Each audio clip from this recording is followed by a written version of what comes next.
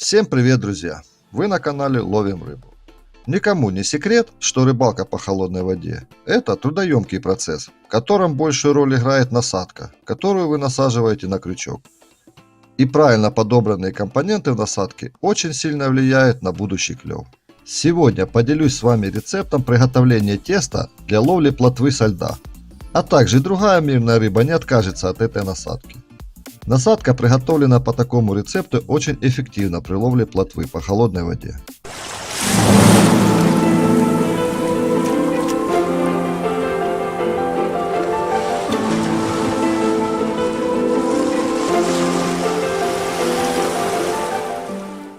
Итак, для приготовления нам понадобится полстакана воды, желательно теплой, из которой мы будем делать сироп. Для приготовления сиропа в воду добавляем 3-4 столовых ложки сахара. И все это хорошенько перемешиваем до полного растворения сахара.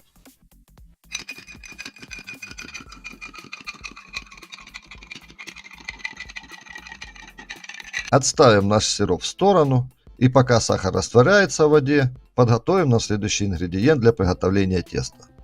Для этого берем несколько кусочков обычного батона и обрезаем с него корку. Батон не обязательно должен быть свежим, так как мы все равно будем заливать его сиропом. Количество батона вы уже определяете сами. Если вам нужно больше насадки, значит батона соответственно берем больше. Итак, корку срезали, берем тарелку и ломаем в него батон.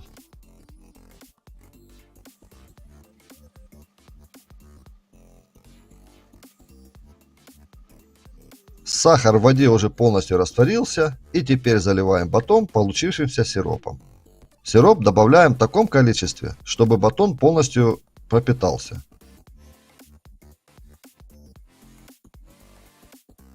Батон хорошо перемешиваем, он становится рассыпчатым.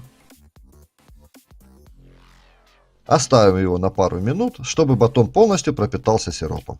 Итак, батон полностью размяк. Пропитался сиропом, и приступим к дальнейшему приготовлению нашего теста. Для этого берем следующий компонент – это манка. Манка является связующим компонентом в нашем тесте. А также, как вы знаете, манку любит вся белая рыба. В том числе и плотва очень хорошо реагирует на нее. Манку добавляем небольшими порциями и замешиваем наше тесто до нужной нам вязкости.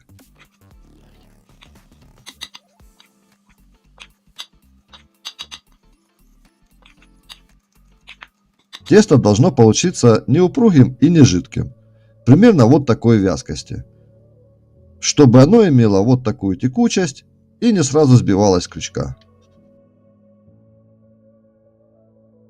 А теперь, друзья, добавляем в наше тесто еще один секретный компонент.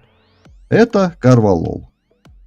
Добавим буквально 2-3 капли. Главное не переборщить, чтобы сильным запахом не отпугнуть нашу рыбу. Запах карвалола очень любит плотва и обязательно откликнется на вашу насадку.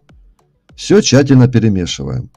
Как вы видите, теста получается довольно достаточно, и это всего лишь из 2 кусочков батона. Для лучшего и удобного использования теста нам понадобится шприц, желательно 20-кубовый. Ну и другого размера тоже подойдет.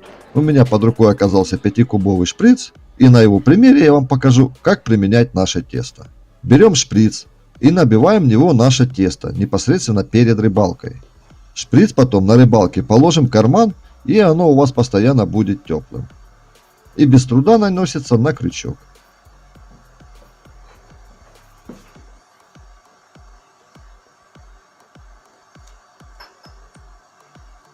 Наносится тесто на крючок очень просто. Вот таким движением.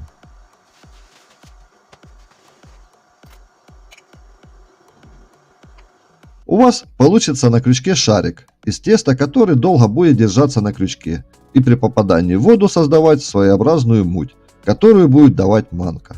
Хранить тесто можно в холодильнике, положив в морозилку, а перед рыбалкой разморозить, забить в шприц и отправиться на рыбалку. На этом все, друзья. Я надеюсь, вам пригодится наш рецепт приготовления уловистого теста для ловли плотвы по холодной воде. Если вам понравился наш рецепт, поставьте лайк, и это ускорит выход нашего следующего видео про рыбалку. Поделитесь данным рецептом с друзьями-рыбаками в социальных сетях.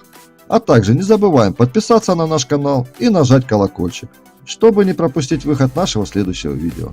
На нашем канале разнообразный контент про рыбалку, так что вам будет интересно и весело.